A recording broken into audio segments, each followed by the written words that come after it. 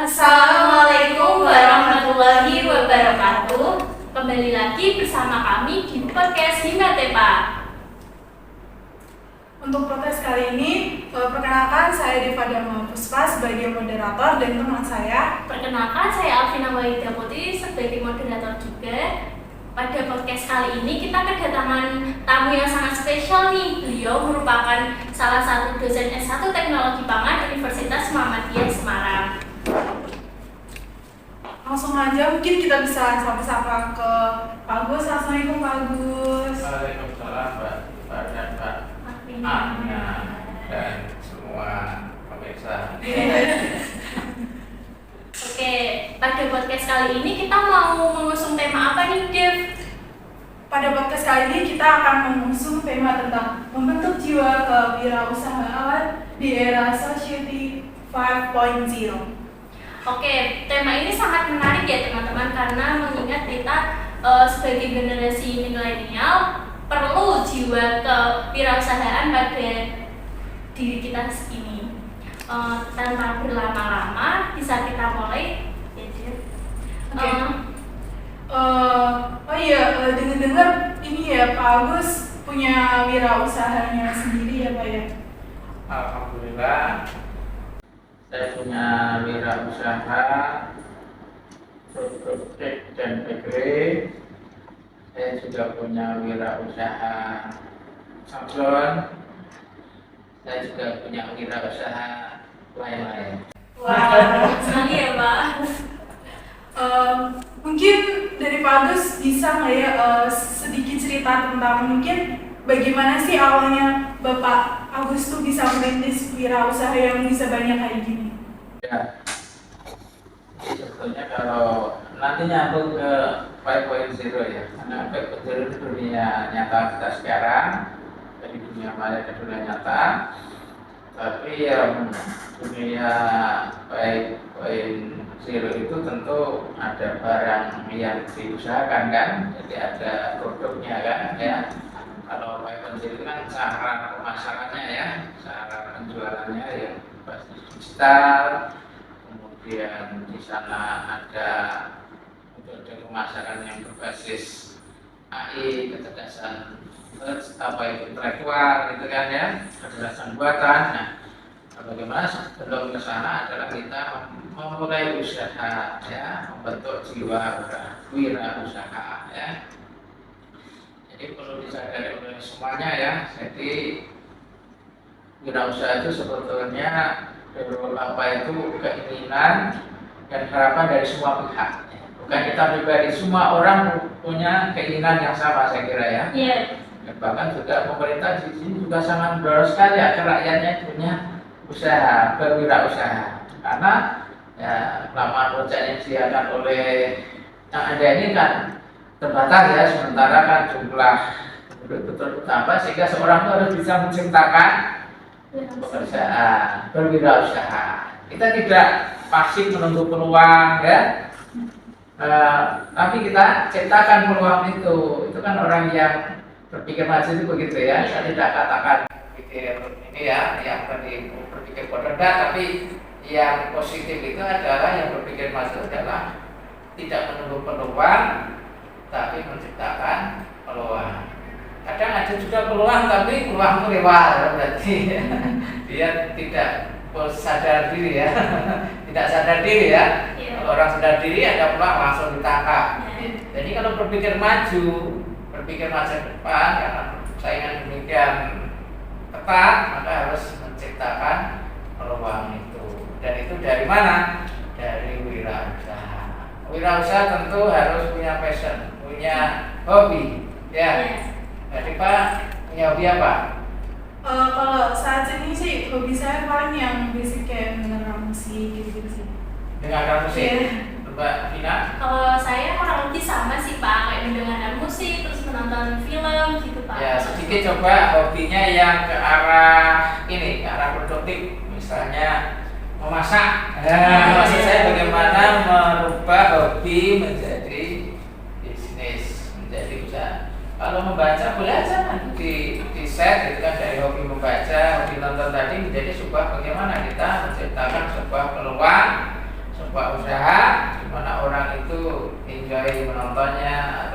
menciptakan cerita-cerita dalam membuat film. Iya. Artinya dari hobi kita ciptakan jadi sebuah usaha. Kenapa? Karena usaha itu kan jiwa kita, keseharian kita, jadi harus dinikmati. Iya. Nggak boleh dalam tekanan keterpaksaan, nanti tidak bagus ya. Jadi harus berkelanjutan, ya berkelanjutan. Jadi sukses itu tidak hanya satu titik, tapi terus ya. Masa depan kita itu panjang, jadi harus apa itu sukses yang berkelanjutan. Jadi pertama harus hobi dulu, ya. Jadi sini khususnya yang mahasiswa teknologi pangan kita dorong ya untuk punya hobi ke arah food industry, gitu kan ya, produksi pangan, gitu kan ya. Nah itu jadi harus punya hobi dulu ya. Maksud saya yang memang bidang saya adalah apa itu food production industry ya, maka ya mau tidak mau saya harus apa itu senang dalam dunia saya, yaitu masalah mencintai makanan. Jadi bagaimana kita memproduksi makanan ini, misalnya ini roti ya, bagaimana kita mengevaluasi mutu dari roti ini ya. Ini kan butuh ilmu ya, jadi butuh ilmu ya. Jadi bagaimana mengevaluasi mutu ya supaya rotinya itu disukai orang ya. Dari sisi penampilan bagaimana ya. Kemudian dari sisi taste bagaimana, kan ya, dari sisi rasa. Kemudian dari sisi yang tersembunyi apa, nilai kimia, nilai gizinya bagaimana. Oh ini mengandung serat tinggi ini ya. Nah nanti kemudian mau tidak mau kan saya harus mendalami ini kan, nggak bisa apa mengevaluasi tapi tidak mendalami bagaimana proses pembuatannya, kemudian mengontrol mutunya kan tidak mungkin kan. Mau tidak mau harus dia mencintai dunia ini. Jadi ini khususnya yang di teknologi pangan tentunya semua, karena semua orang itu makan. Nggak ada yang bisa makan. Maka kita harus mencintai makanan, gitu ya. Supaya bisa pilih makanan yang baik, yang bergizi dan menyehatkan. Itu ya hobi dulu ya. Nanti kalau sudah hobi gampang itu. Ya, kita hobi dulu ya. Kalau sudah hobi, semuanya beres lah insyaallah ya. Itu dari itu dulu ya. Berarti untuk dari awal kita membentuk jiwa kewirausahaan itu harus dari hobi dulu ya Pak. Misalnya kalau kita hobinya memasak, itu kita menciptakan suatu masakan yang nantinya bisa dijual kepada orang-orang gitu ya Pak. Betul ya. Dan sebelum ini ya, untuk mengarahkan hobi apa itu kesenangan, maka di sini sebetulnya ada pemahaman ya. Jadi di balik hobi itu ada kenapa orang itu menyukai makanan, kenapa orang itu menyukai traveling, kenapa orang itu menyukai nonton, itu kan sebetulnya ada pemahaman ya. Ada mungkin cerita pengalaman masa lalu atau mungkin dalam pergaulan. Jadi di sini pemahaman kita bahwa kita semuanya orang beragama ya. Kita semua orang beragama, jadi ternyata agama itu memberikan apa itu kemuliaan pada orang yang mau bekerja. Nah, jadi ada satu dosa yang itu tidak gugur kecuali kita dengan bekerja. Ya, jadi mungkin apa itu belum pernah barangkali mendengar cerita itu ya. Apa itu yang saya sampaikan ini atau sebelumnya sudah pernah, itu hadis bahkan ya. Jadi dosa itu kan digugurkan dengan amal soleh ya, bertobat amal soleh gitu kan ya. Tapi ada satu dosa yang ternyata tidak dihapus kecuali kita itu bekerja. Ini tentunya bagi orang yang punya kewajiban bekerja, laki-laki ya, utamanya gitu kan ya. Jadi ternyata bekerja itu mendapatkan kemuliaan yang tinggi dalam agama kita. Ya, karena Rasulullah itu apa itu memuji sahabatnya yang pekerjaannya itu tukang pencari kayu dengan menggunakan kapaknya ya. Jadi tangannya pasti kasar ya. Jadi tangannya pasti kasar karena dia mencari kayu hutan ya. Ternyata Rasulullah apabila mencium tangan dari sahabat yang dia mencari kayu tadi, karena tangan dia mencintai Allah dan Rasulnya. Jadi ini motivasi ya. Jadi pekerja itu adalah nyata berpahala, bahkan bisa menghapus dosa. Jadi ini semangat ya semuanya untuk bekerja dengan sungguh-sungguh karena termasuk juga menjalankan perintah agama. Jadi agama itu ada urusan mahdoh ritualnya, ada urusan dimensi sosial, termasuk juga rasa tanggung jawab amanah. Jadi di sini orang harus punya motivasi kuat untuk bekerja. Ya. Dan bekerja di situ bisa bekerja pada orang lain, ya, sebagai karyawan atau sebagai pekerja, sebagai buruh, bisa bekerja dia dirinya sendiri. Yang dikerjakan di sini adalah bekerja diri kita sendiri, wirausaha. Kita tinggal pilih yang mana. Nah, kalau kita lihat lagi nanti tuntunan dari hadis Nabi, Yakut ada mengatakan doib, jadilah pedagang, karena 9 dari 10 rezeki itu adalah melalui cara berdagangnya. Allah berikan rezeki, 9 dari 10 pintu rezeki itu adalah dari perdagangan. Berarti dari wirausaha atau wirausaha. Jadi ini tentu sangat motivasi kita semuanya ya. Ada yang belum termotivasi di sini? Ya, tentu semuanya ya akan termotivasi karena ternyata berdagang, wirausaha itu menjalankan perintah Allah, perintah Rasulullah. Ya, apa yang kita cari dalam hidup ini kan? Yang betul kan? Ibadah kan? Kalau dengan ikhlas, yang Allah Taala bekerja ternyata juga bagian daripada ibadah. Itu motivasi di balik hobi, ya. Nah, tergantung nanti talentanya kita di mana, hobinya di mana, mau diarahkan, ya. Kayak hobi jadi guru, ya, maka jadilah benar-benar jadi seorang guru. Bagaimana dia membuat sekolah, gitu kan, dia membuat playgroup, gitu kan, buat lembaga training, itu kan kalau dia talentanya di situ, jadi guru, jadi pengajar, jadi pendidik, gitu kan ya. Nah, kalau yang teknologi Pak punya masa, ya bikin produk yang berkualitas, ya, yang halal, yang baik, ya, yang dicari banyak orang, ya. Bukan beli terus kemudian nggak mau beli lagi nah, itu berarti produknya dievaluasi. Beli kemudian orang saya mau beli lagi nanti lah. Saya nanti akan jadikan gift atau jadikan souvenir, jadikan oleh-oleh nih dari produknya Pak Agus ini. Harapannya begitu ya, terus dievaluasi. Kita harus jadi belajar ya. Dan satu bagiannya lagi nanti adalah orang itu harus motivasinya kuat. Kemudian dia adalah terbuka ya, berpikir positif, gitu kan ya, tidak takut gagal, artinya berani mengambil risiko, gitu kan ya, masuk juga bertanggung jawab ya. Jadi ini apa itu soft skill, nilai-nilai yang sifatnya apa itu melatar belakangi orang itu sukses jadi usaha atau wirausahawan. Ada lagi? Nah, itu tadi merupakan salah satu cara untuk membentuk jiwa kewirausahaan di era saat ini ya teman-teman. Kemudian kalau dari ini usaha Pak Agus ini kan mengingat sekarang ini banyak persaingan ketat nih Pak di perusahaan di era sekarang ini. Dan bagaimana strategi untuk untuk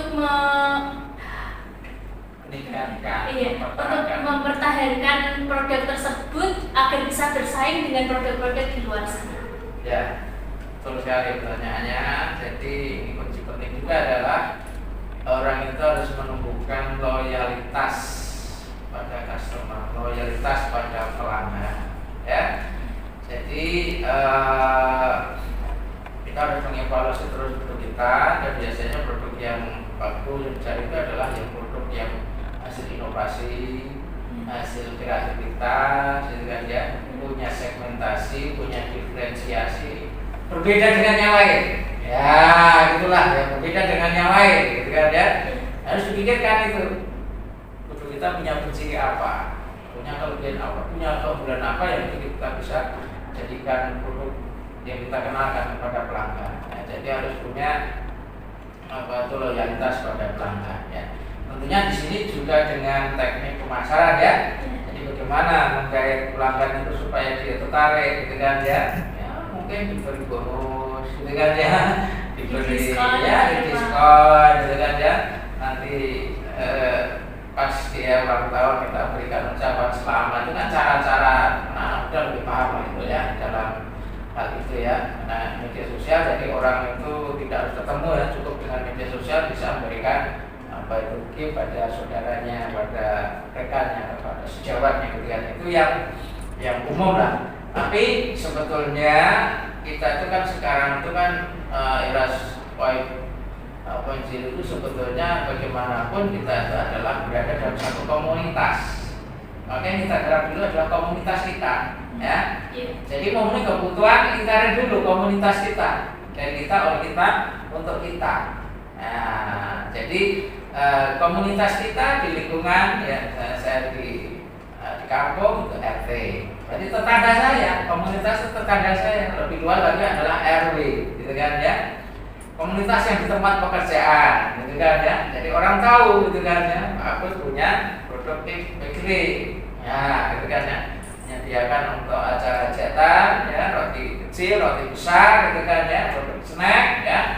Nah, jadi komunitas yang kita garap dulu, gitu kan ya. Kita kan punya teman, ya, punya lingkungan kan. Nah, itu pertama dari situ dulu. Tapi sebetulnya yang era 5.0 di sini adalah kita nanti akan mendapatkan peluang atau kesempatan untuk pasar yang lebih luas. Kenapa? Karena kita bisa memanfaatkan internet, gitu kan ya, bisa secara online, ya. Dan bahkan kalau dengan 5.0 ini adalah dengan kecerdasan buatan itu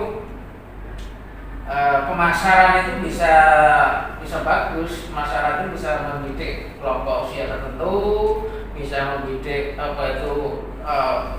jenis kelamin tertentu, bisa intinya bisa dengan sasaran yang sangat tepat, gitu kan, dengan apa itu teknologi yang ada sekarang ini, ya. Jadi tentunya kita tidak boleh berbohong kepada konsumen, gitu kan ya. Jadi supaya konsumen puas kita tidak boleh membohongi konsumen. Kita sampaikan secara benar, kita berkualitas. Kualitas itu berarti memenuhi kriteria mutu, standar mutu, ya. Apa standar mutu? Ya kan ada regulasinya. Kalau pangan berarti untuk keamanan pangan harus bersih kecil, bersih karena itu adalah PSP, ya. Kalau produk yang risiko rendah, sedang, tinggi pakai nomor MD, ya, dari BPOM, ya. Itu standar mutunya. Terus kemudian dari standar kehalalan berarti terdaftar, terregistrasi, halalnya nomornya ada, gitu kan ya. Terus kemudian juga ada tentunya ada branding lah, dibuat branding, ya, yang menarik, itu kan ya, kemasannya, itu kan ya, cara pemasarannya itu kan masuk bagian daripada branding produk kita. Ya. Jadi dengan 5.0 ini produk kita sebetulnya bisa dikenal lebih banyak orang dan punya peluang untuk kemudian pelanggan yang lebih luas lagi, tidak kesempatan dalam komunitas. Mungkin di sini saya mau cerita sedikit ya Pak. Jadi kan kemarin waktu liburan itu kan saya sempat ada berpikir untuk membuka suatu wirausaha. Nah, tetapi dari diri saya itu belum tahu, maksudnya masih awam dengan bidang tersebut, kayak masih bingung gitu loh apa yang bakal saya lakukan lebih dahulu. Mungkin dari Pak Agus bisa memberi motivasi ataupun sedikit tips untuk orang-orang yang belum pernah terjun ke bidang wirausaha. Ya, pertanyaan menarik nih karena muncul dari keingintahuan supaya itu bisa memulai langkah untuk berwirausaha, ya. Jadi betul mental tadi harus ditumbuhkan dan kita harus punya skill, keahlian, ya. Punya skill, punya keahlian, maka mau tidak mau harus dimulai, ya. Nggak boleh hanya dibincangkan di sini, harus dimulai, gitu kan ya. Skillnya punya keterampilan membuat produk yang berkualitas. Skill memasarkan berikutnya yang tantangan berikutnya. Ya. Saya tantang nih, coba ya. Ina, ya. Kalau misalnya ini menjual produk ini, ya, saya beli produk ini, ya, saya beli sekian produk, ya.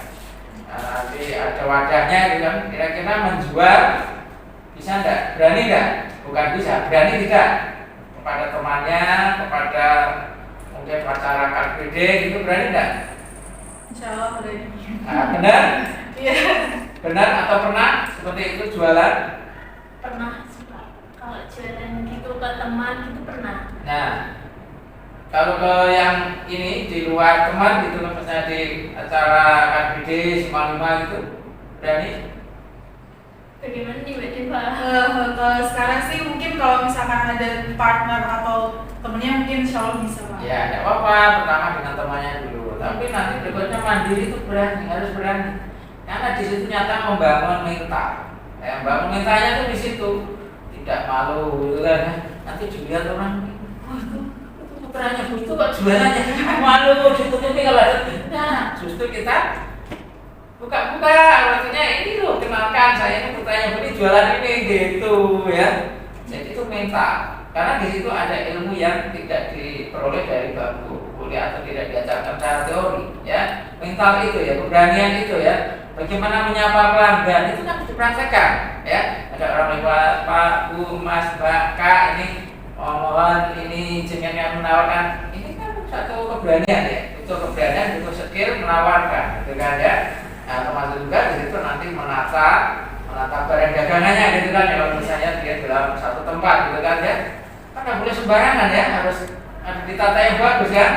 Apa itu katanya untuk market, apa itu mix market itu kan ada produk, ada place, ada price gitu kan ya, ada promotion gitu kan ya. Place tempat harus ditata yang bagus gitu kan ya. Menjual makanan jangan ditaruh di bawah, kira-kira gimana kesannya kan ya. Cari tempat yang ini gitu kan ya.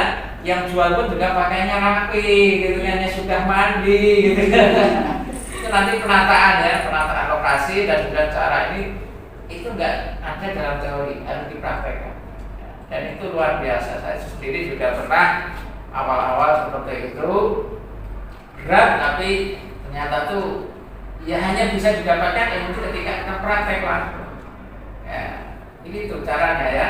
Nanti latihan mental itu adalah jualan, gitu kan ya. Nah di situ nanti banyak ilmu, banyak strategi yang kita peroleh, gitu kan ya. Bagaimana cara closingnya nanti, gitu kan. Orang sudah mulai tertarik gitu. Gimana mengunci supaya dia mau membeli, gitu kan ya. Nah, itu berarti Pak. Memulainya itu ya harus dengan ini, dengan semangat tadi dan dipraktekkan langsung, ya.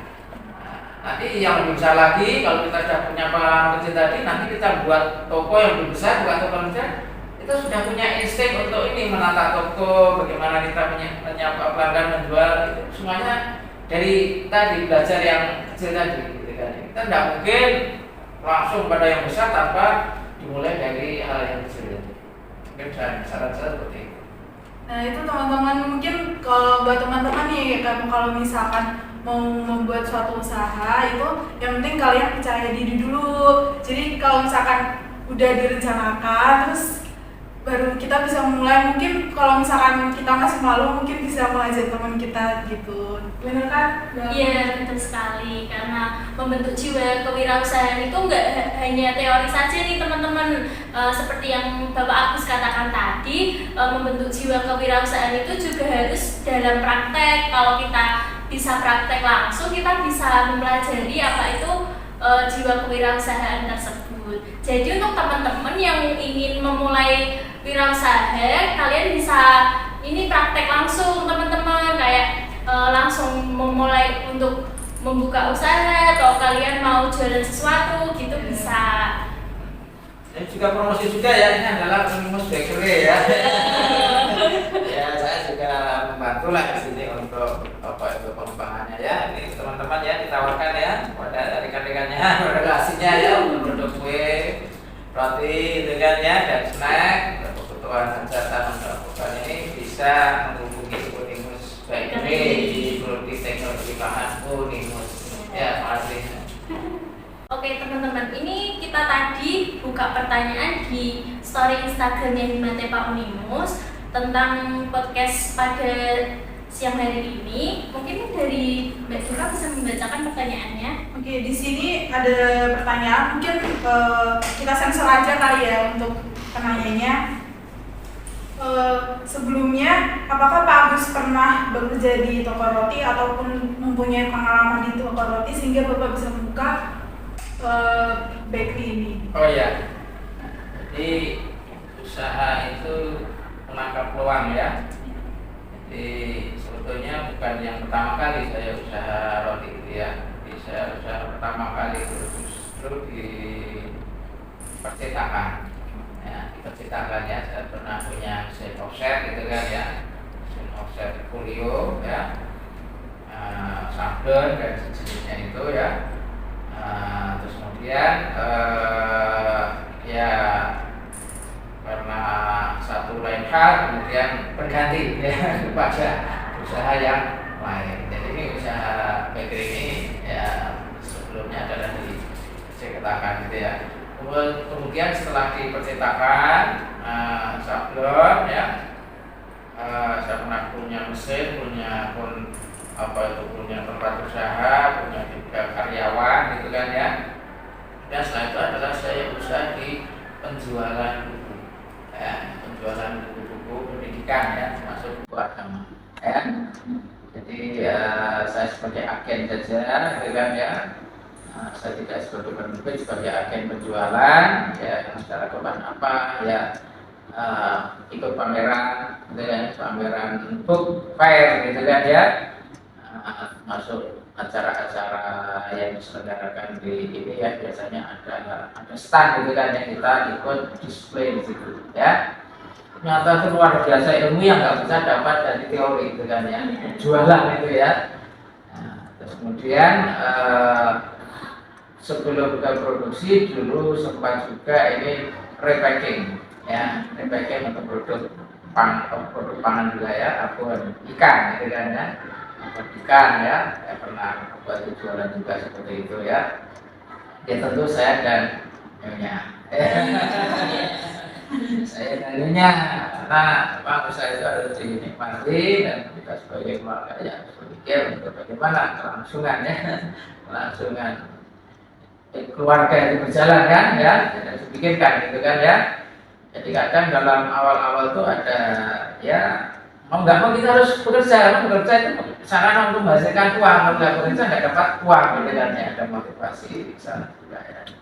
Nah, terus kemudian sekarang buka usaha apa itu roti, apa itu sempat punya toko juga, terus kemudian 3 tahun saya buka toko roti itu ya di Jalan Kalibun Raya ya, punya karyawan ya. Nah, terus kemudian ya itulah, karena kita sebagai juga ya, jadi tidak fokus di situ ya, kita tutup tokonya, saya sekolah S3 ya. Nah, sekarang sudah selesai kita mulai kembali, tapi sekarang tidak punya toko tapi bayar order saja ya untuk ini ya, roti ya.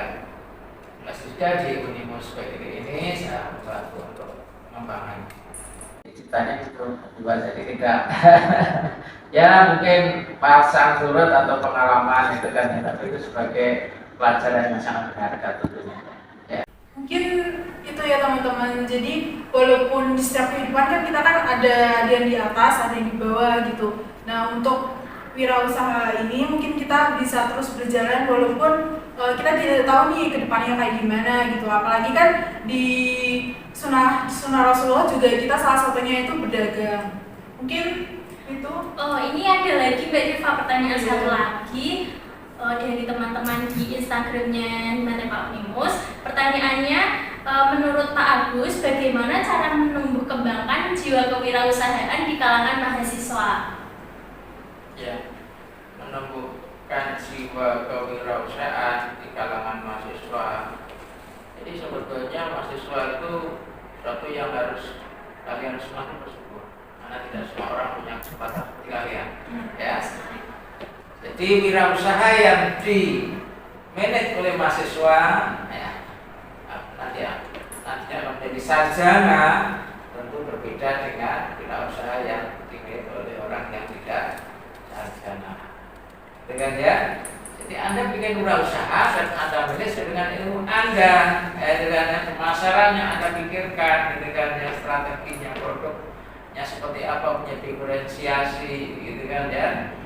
Dan kita berdagang itu, berjualan itu tidak semata-mata mendapatkan keuntungan, tapi kita juga sebetulnya memberikan servis ya, sektor ini ya, pelayanan ya, untuk berikan ini kepada orang lain, menyediakan pangan yang halal, yang sehat gitu kan. Jadi sebetulnya itu juga punya dimensi usaha juga ya, artinya apa itu, karena kalau misalnya dia orang itu jualan pangan yang tidak halal, haram, itu berdosa kan? Yeah. Menyediakan pangan yang tidak baik, tidak sehat, berdosa juga kan? Nah kalau kita menyediakan pangan halal yang baik, itu juga akan berpahala. Kalau masalah harga itu bersaing, dan kalau masalah harga itu ada sisi orang itu kepuasan yang kadang itu harga lebih mahal, tapi karena saya lebih puas gimana kalau belanja di sana. Dengan jadi harga itu sebetulnya nomor sekian, gitu kan ya. Tadi servis, pelayanan dalam penjualan, gitu kan ya, pemantapan, gitu kan, dan juga produk yang punya diferensiasi yang menarik, itu yang bagus, yang juga yang sehingga orang itu akan terus ke situ untuk membeli, gitu kan ya. Itu mungkin sebagai motivasi ya. Ya, harus semangat, masalahnya berkembang untuk berwirausaha. Dan sekarang peluangnya semuanya sudah ada. Peluang itu sekarang di depan mata. Mau sudah ada peluang itu, gitu kan? Karena masalahnya sekarang online bisa dilakukan. Tapi tentunya perang darat juga harus dilakukan, tidak hanya perang udara, gitu kan ya. Perang udara itu kan ya harus ada perang daratnya, juga harus ada tokonya, gitu kan ya, kita punya outlet, gitu kan ya. Kita juga memasarkan pada lingkungan, pada komunitas, pada siapapun, gitu kan. Sampai juga perang lewat udara, lewat online, gitu kan ya. Saya tuh lihat di itu ada apa ya, satu studio ternyata isinya itu sana sekat-sekat isinya dagangan semua, dagangan online semua. Oh, ternyata dagangnya anak muda itu sekarang begitu. 24 jam itu merocos terus di depan kamera itu juga. Memanfaatkan media Dan sosial. peluangnya ada sekarang, jangan bilang nggak ada, peluangnya semua sudah. Ya, oke, gitu ya. Dan satu hal lagi, dan sebenarnya niatkan Allah SWT, jadi dimulai dengan Bismillah, ya, tawakal. Dan kenapa kok itu dari 10 itu 9 rezeki itu dari pedagang, dan kemudian juga ternyata ada hadis lain, pedagang yang jujur nanti akan mendapatkan makom yang tinggi, ya, bahkan makom seperti makomnya syuhada di akhirat itu, ya, di makom yang sangat tinggi sekali, ya, pedagang yang jujur, ya. Jadi di sini berarti dia harus tahu itu dari dagangnya, dan kemudian tawakalnya itu insya Allah akan kuat dagang. Ya, kenapa? Karena yang memberikan rezeki adalah di atas, sehingga kita semua. Iya. Kalau dia bekerja, ya seperti saya ini, karyawan tiap bulan dapat gaji, ya saya bertawakal, tapi tidak tentu tawakalnya orang yang ya betul-betul mengharap saya harus jualan, saya harus laku jualan, gitu kan ya. Begitu. Jadi insya Allah ya, imannya orang berdagang itu kuat, dan dengan ilmu yang jujur ya, mendapatkan makom yang tinggi ya, di hadapan Allah Subhanahu Wa Taala. Ini sebagai motivasi ya. Jadi semuanya karena Allah ya. Berarti bukan berhalal, gitu kan ya. Buat halal, gitu kan ya, proses berdagang prosesnya halal, insya Allah kan berkah. Sekali lagi berkah itu bertambahnya kebaikan, kebahagiaan, dan kita diterima ya, gitu ya. Nah, itu teman-teman. Jadi kalau kita membuat suatu wirausaha, kita juga tak lupa untuk bersyukur dan meminta kepada Allah, karena itu salah satu agar usaha kita diberkahi oleh Allah. Mungkin pertanyaannya udah selesai nih. Ya, terima kasih pada Bapak Agus telah meluangkan waktunya untuk podcast pada sore hari ini.